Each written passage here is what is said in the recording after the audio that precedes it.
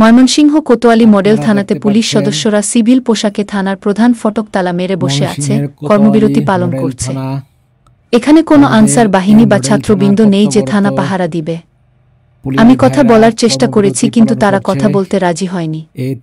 তারা ভয় এবং আতঙ্কের মাঝে দিন পার করছে, জানান সেখানকার পুলিশ বাহিনীর সদস্যরা।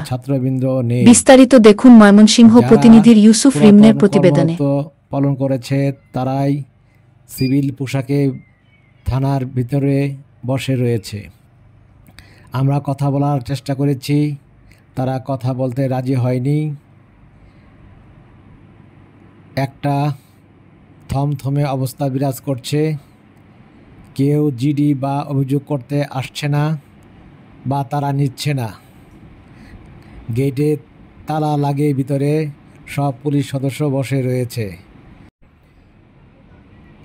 আমি তাদের সাথে কথা বলার চেষ্টা করেছি, কিন্তু তারা কোনো কথা বলবেন না বলে জানিয়েছেন।